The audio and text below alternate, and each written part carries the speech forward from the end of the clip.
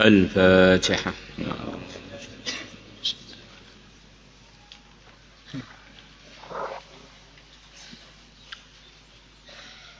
2074.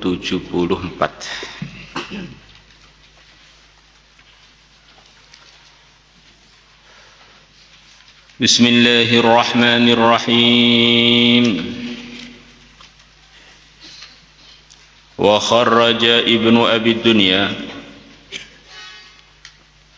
Ini seorang tokohnya ulama hadis di zaman beliau, Ibnu Abi Dunya. Fi kitab Sifatul Jannah, dalam kitab mengsifati surga. Fi isnadihi, dengan sanad beliau, min hadithi Anas radhiyallahu anhu qala qala Rasulullah sallallahu alaihi wasallam, halaqallah, Allah telah menciptakan jannata adnin, surga Aden, biyadihi, dengan kekuasaannya. Di surga itu ada berbagai macam nama, di antaranya adalah surga Aden. Surga Aden ini bukan surga yang tertinggi, itu pun keindahannya, kemewahannya, kenikmatannya sebagian disampaikan dalam hadis yang akan kita baca sudah sangat-sangat luar biasa. Kalau surga paling tinggi adalah surga Firdaus. Kalau surga Aden itu di bawahnya surga Firdaus tentu saja. Labinatan, satu bata, min durratin, dari mutiara, baydha, yang berwarna putih.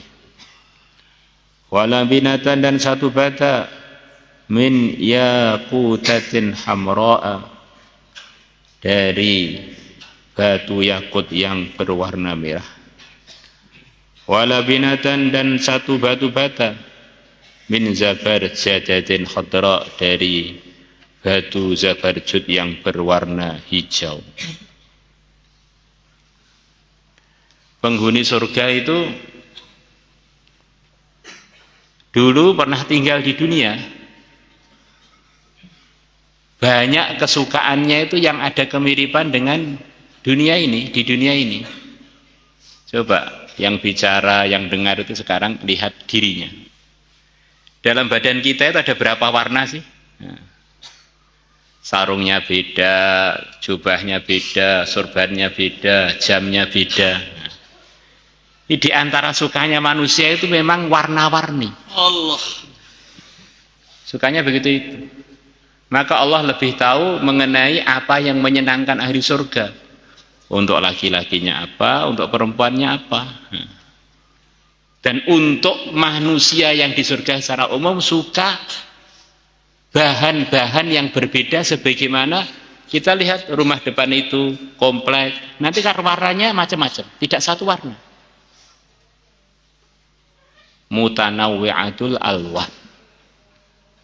Dan Allah telah janjikan bahwa orang itu kalau masuk surga, apa yang kalian inginkan, kalian pingin itu terlaksana semuanya. Nah, termasuk yang kita pingini hari-hari di dunia ini adalah warna-warni. Batu batanya enggak dari satu macam. Ada yang dari mutiara, ada yang dari emas, dari perak, dari zabarjud, dari yakut, macam-macam. Nanti kalau satu warna tidak sesuai dengan selera maksimalnya manusia. Coba kamu lihat, mobil ya tidak satu warna, sepeda motor tidak satu warna, bahkan diri kita loh nggak satu warna. Diri kita sendiri loh, kulitnya yang bagian bawah, bagian ini, bagian ketiak, bagian mata, alis, rambut, kita pun juga warna-warni kita.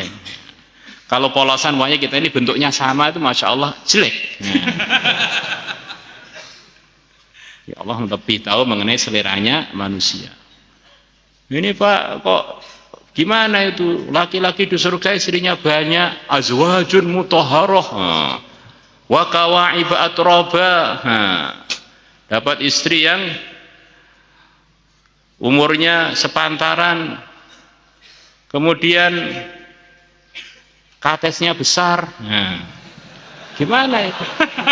Nah, sementara perempuan dapatnya apa? Nah, Allah lebih tahu seleranya perempuan. Di antara seleranya perempuan itu kalau dipuji menjadi orang paling cantik. Maka di dunia wanita itu ada hal yang berbeda dengan dunia laki-laki. Ada lomba cantik-cantikan. Jadi kok laki-laki sukanya lomba gandeng-gandengan itu waria itu. Bukan laki-laki. Fitrahnya salah. Fitrahnya salah. Maka harus ditentang. Oh, laki-laki kok pesolek. Milatuha miskun. Adonannya surga adalah dari kasturi. Milat itu semacam lumpur keras yang untuk merekatkan antara bata-bata tadi. Wa hasisuha, dan rumputnya az-za'faranu adalah za'faran. Hasba'uhal lu'lu, kerikil-kerikilnya adalah mutiara. Turabuhal ambar, tanahnya adalah dari minyak al-ambar, termasuk minyak yang kalau asli sangat sangat enak dan digemari oleh umumnya orang yang hidungnya normal. Masya Allah. Ini antara minyak-minyak yang umumnya hidung yang normal sehat yang disukai itu minyak kasturi. Kemudian minyak ambar. Kalau ada orang dengan minyak kasturi, minyak ambar nggak tertarik, itu hidungnya yang salah, bukan minyak yang salah. Allah. Dan itu jadi bagian dari yang dijanjikan untuk di surga sana. Allah.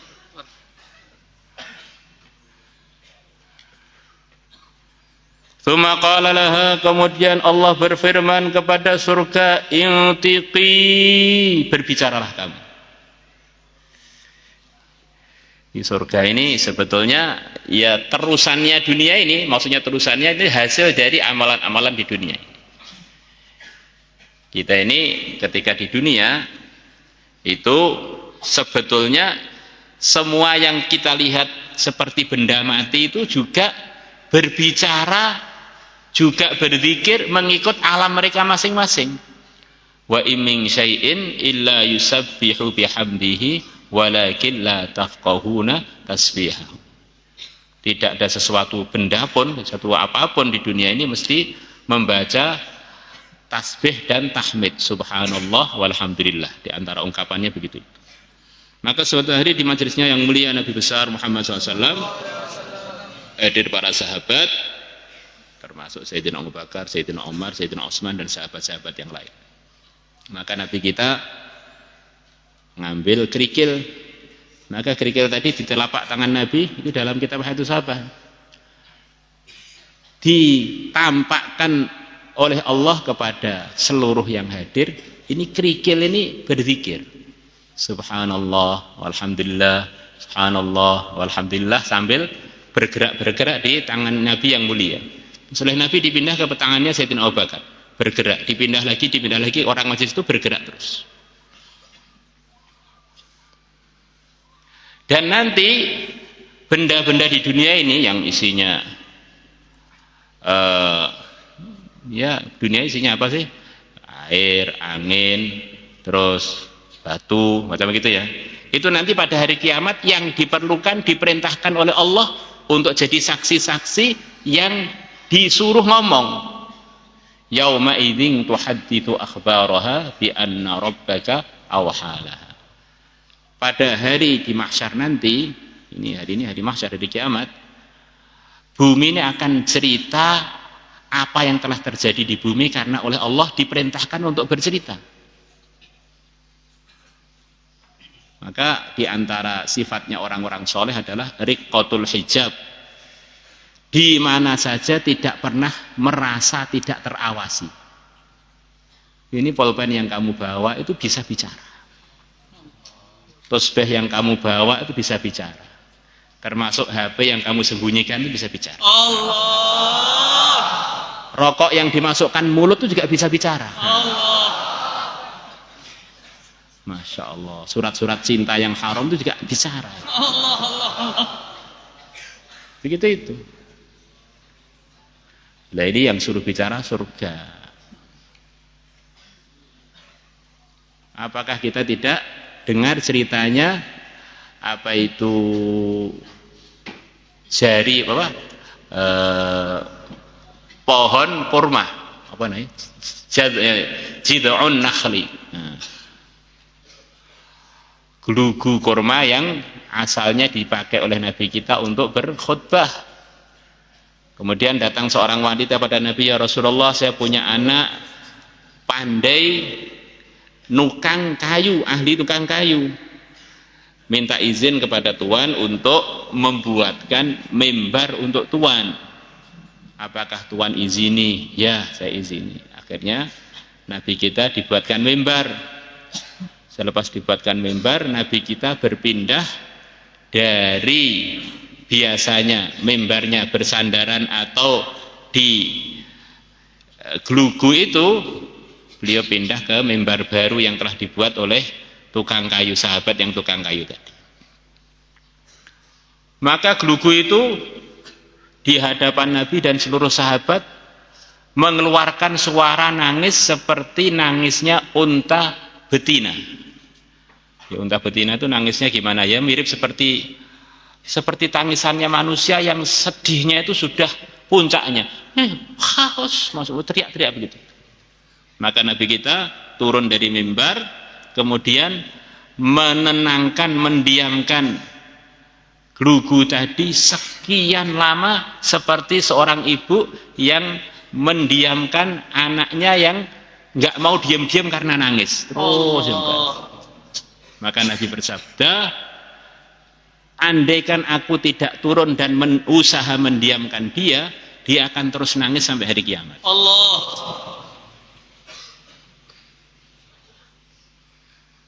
Maka hati-hati. Jadi ini di dunia aja sudah banyak kejadian, apa itu zaman Nabi, bahkan zaman sahabat, bahkan zaman orang-orang selepasnya. Karena sahabat jadi sahabat, tabi'in kan karena dapat kecipratan ilmunya Nabi, arahan Nabi. Maka apa yang pernah terjadi di zaman Nabi bisa saja yang mirip begitu itu terjadi kepada semua pengikutnya atau sebagian pengikut beliau sampai hari kiamat. Akan ada karomah hal-hal tersebut. Di dalam hadis riwayat Tirmidzi, Nabi kita berjalan-jalan di pinggiran kota Mekah dengan Sayyidina Ali. Dia tidak ketemu pohon pun, tidak ketemu batu pun, tidak ketemu bukit pun, mesti semuanya mengatakan Assalamu alaika ya Rasulullah. Yang suara tadi begitu jelasnya Sayyidina Ali pun mendengar. Rasulullah mengatakan, saya masih ingat batu mana yang dulu waktu saya jalan-jalan dengan kamu di Mekah yang mengucapkan salam kepada saya, dan pohon yang mana dan bukit yang mana. Maka orang itu kalau nggak rindu dengan Nabi itu perlu belajar pada batu, pada pohon, pada itu. Masya Allah. Terlalu keras, hatinya itu terlalu keras. Allahumma salli wa sallim ala Sayyidina Muhammad wa ala ali Sayyidina Muhammad. Ini kita ingat, kita sekarang di dunia, nanti mati juga masih di dunia, alam barzah di dunia. Kemudian kita dibangkitkan dari kubur, mahsyar, itu juga di dunia. Kemudian kita akan dihisab, itu juga di dunia. Kemudian kita akan ditimbang amal kita, itu juga di dunia. Kemudian kita akan menerima catatan amal, itu juga di dunia. Kemudian keputusan fariqum fil jannah wa fariqum fis sa'ir, ini baru orang-orang yang di dunia ini pindah ke tempat lain. Surga paling kecil luasnya 10 kali lipat dunia, maka nggak mungkin surga itu di dunia. Maka perlu pindah planet lain dengan melewati sirat atau jembatan itu, yang mana di bawahnya adalah neraka. Jadi paling kecilnya surga itu adalah planet yang luasnya 10 kali lipat dunia. Ketika pertama kali dia masuk, di dalamnya waladaina masjid, mungkin akan ada tambahan lagi. Sampai telaga Kautsar pun di dunia ini. Di antara tempatnya adalah mimbarnya Nabi yang ada di Madinah sana, itu akan jadi bagian dari telaga Kautsar. Bentuknya bagaimana Pak? Ya sembuh, yang penting itu. Wa mimbari alal haudi, mimbarku yang di Madinah nanti akan terletak di atas telaga Kautsar. Nanti orang-orang yang takwanya sempurna, Nabi sendiri yang akan memuliakan dia, silahkan minum dari tangannya Nabi yang mulia. Kemudian yang amalannya di bawahnya, di bawahnya, di bawahnya, di bawahnya. Nabi bersama sebagian sahabat dan bersama para malaikat untuk menghadiahi orang-orang yang calon pasti penduduk surga, diizinkan untuk minum dari telaga Kautsar. Man syariba minha syarbatan la yazma'u ba'daha abada au kama ja'a fil hadits. Yang minum satu teguk dari telaga Kautsar tidak akan haus selamanya. Kalau sudah dapat minum itu belum masuk surga, ini sudah dapat tiket. Suatu saat pasti kamu masuk surga. Maka hati-hati. Jadi dunia ini, kiamat itu bukan berarti rusak loh ya, bukan berarti hilang. Dunia ini kiamat berantakan, tetapi tetap tidak hilang. Bedakan antara rusak dan hilang. Maka pada hari kebangkitan, suasana dunia dijadikan suasana yaumul jaza, pembalasan, darul jaza. Orangnya bareng-bareng berangkat ke mahsyar, tetapi posisi dia mengikut amal masing-masing. Penampakan apa hasil ketika di dunia ini di dalam iman dan amal, atau gagalnya iman, gagalnya amal. Seperti kita duduk di sini ini sebetulnya derajatnya beda-beda loh ya. Ada yang hafid 1 juz, ada yang hafid 30 juz. Duduknya mirip-mirip aja, bajunya mirip-mirip aja, kulitnya mirip-mirip aja. Tetapi nanti kalau yaumul jaza beda. Yang 30 juz itu derajatnya lebih tinggi. Yang nggak pernah masuk kelas itu yang nggak tahu kemana itu derajatnya. Yang suka ngelihat santri putra itu nggak tahu di mana derajatnya itu. Apalagi yang lihat santri putri. Jadi yaumul jaza itu seperti kita sekarang ini yang sebetulnya derajatnya beda-beda, ingatnya Allah beda-beda, masuknya kelas beda-beda, prestasi dalam hafalan beda-beda, dalam pemahaman fiqh beda-beda, tapi di sana ditampakkan masing-masing. Jadi setiap orang punya nasib mengikut amalnya dan imannya masing-masing, langsung ditampakkan di badan dia. Qalat, maka surga tadi mengatakan qad aflahal mu'minun, sungguh telah beruntung orang-orang beriman. Ini bisa tak terangkan sekian bulan yang lalu. Ini qad aflahal mu'minun menurut sebagian ulama adalah anugerah dari Allah. Allah tidak berfirman qad aflahal muslimun. Kalau sampai berfirman qad aflahal muslimun, repot kita. Kalau iman itu bisa didapatkan dengan sebentar, la ilaha illallah Muhammadur Rasulullah, dengan yakin langsung dapat, walaupun belum sempat sholat, belum sempat zakat, belum sempat puasa, belum sempat haji, atau nggak mau puasa, nggak mau zakat, mau haji. Tetapi kalau muslim, rukun Islam loh, minimal 5 itu harus ditunaikan bagi yang ada kemampuan: iman, sholat, zakat, puasa, haji. Nah itu kok ada sifatnya alladzina hum fi sholatihim, yaitu orang iman yang sempurna amalnya tentu saja. Tapi iman itu sendiri, iman yang minimal bisa didapatkan dengan kalimah syahadah. Maka Nabi bersabda, man kana akhiru kalamihi la ilaha illallah dakhalal jannah. Ini anugerah. Man mata wa huwa yu'minu wa huwa ya'lamu annahu la ilaha illallah dakhalal jannah. Siapa yang wafat walaupun enggak mengucapkan la ilaha illallah, tapi dia yakin kepada la ilaha illallah, pasti masuk surga. Ini anugerah. Walaupun mungkin salatnya belum patek benar, walaupun ngajinya belum benar, tapi kalau bawa iman pasti suatu saat akan masuk surga, walaupun mungkin mampirnya ke neraka lama. Nah. Jadi jangan sampai dianggap perkara remeh ini. Banyak ada orang bilang kalau begitu yang penting mati bawa iman. Saya SPD nggak apa-apa, sak pena ide nggak apa-apa. Oh tidak. Iman kita, amal kita, itu semuanya di dalam rangkaian badan kita ini. Hati itu di badan kita, kemudian jawarih di badan kita, lesan di badan kita. Ini saling terkait, saling pengaruh mempengaruhi. Iman mempengaruhi anggota tubuh mempengaruhi iman. Karena kita ini satu komponen, satu komposisi yang bergabung, antara zahir batin itu bergabung. Maka itulah dikatakan oleh para ulama, al-imanu yazidu wa yanqusu. Yazidu bi ziyadatil a'mal wa yanqusu bi ma'asillah. Wis ora apa-apa. Sing penting iman, maksiat iki ora apa-apa ndasmu kuwi. Ora apa-apa piye? Orang enggak jaga matanya dari perkara yang haram, Allah akan cabut nikmat ibadah. Kalau orang cabut nikmat ibadah, ya malas ibadah. Sudah adzan 5 kali enggak pernah dengar sepertinya. Sudah pengurus putar komplek 100 kali enggak dengerin. Wong hati gelap enggak nikmat. Perasaannya kalau ibadah itu tersiksa, terbebani, terugikan, kan begitu, gara-gara ada santri putri lewat kemudian dipantau bokongnya.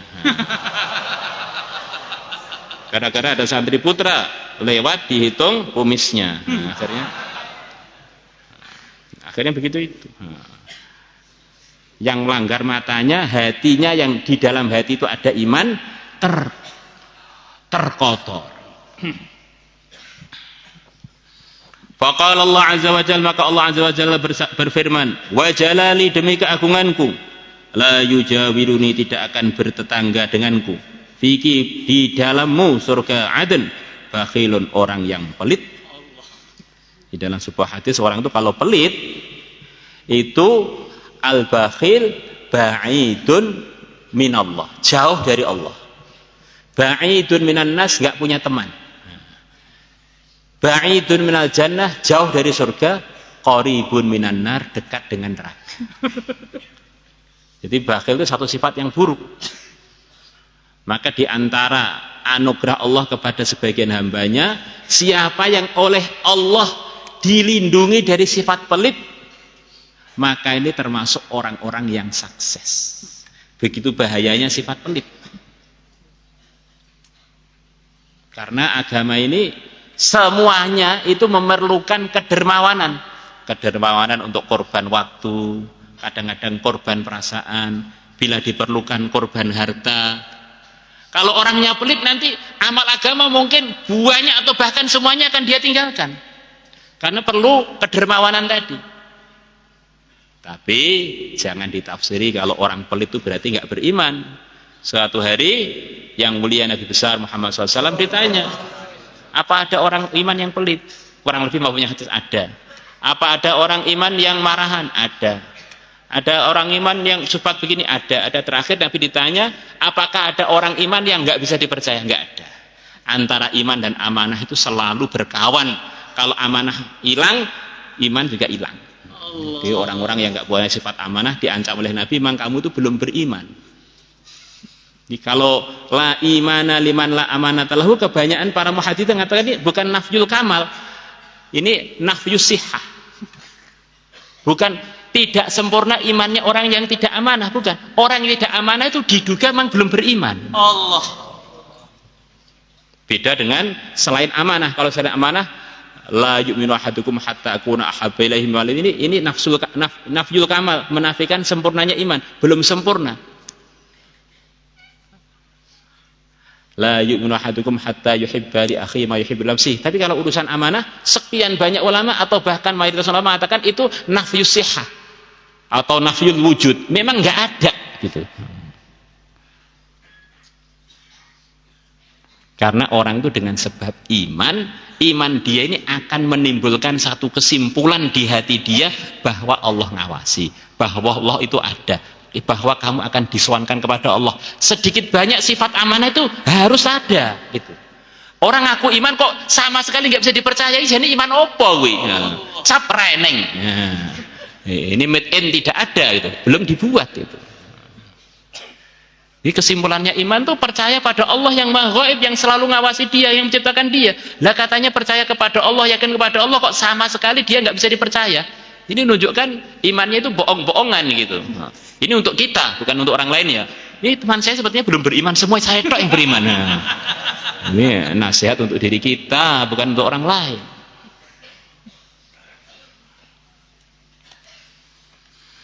Allah.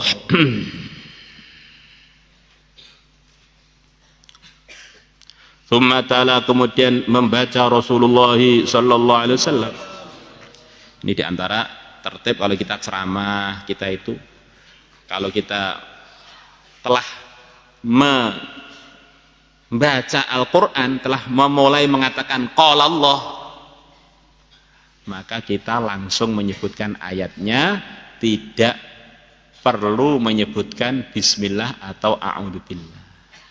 Kecuali kalau yang kita baca itu awal surat, yang memang awal surat, kecuali surat Bara'ah ya, itu memang ada bismillahnya. Kenapa? Biar orang itu nggak salah paham. Ini secara bahasa fasihnya bahasa Arab, tidak dikira bahwa firman Allah itu memasukkan bismillah dan a'udzubillah. Kalau kita sudah bilang qala atau bilang tala atau atlu, ya langsung tidak perlu a'udzubillah dan tidak perlu bismillah. Beda kalau dari awal kita langsung a'udzubillahi minasyaitonirrajim, bismillahirrahmanirrahim. Coba kamu renungkan dalam bahasa itu, Allah Subhanahu wa taala telah berfirman, langsung kita sampaikan firman-Nya. Kok Allah Ta'ala berfirman bismillahirrahmanirrahim, ini tidak termasuk firman-Nya Allah kok. Ini secara tata bahasa kurang pas.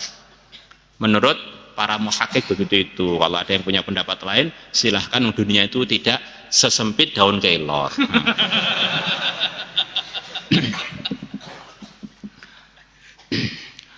Sumatala kemudian telah membaca Rasulullah sallallahu alaihi wasallam, wa may yuqa suhha nafsihi, barang siapa dijaga oleh Allah suhha nafsi, dari sifat pelit diri dia, faulaika, maka mereka orang-orang yang dijaga oleh Allah dari sifat pelit, hum, mereka al-muflihun, adalah orang-orang yang beruntung, orang-orang yang sukses. Salatullah salamullah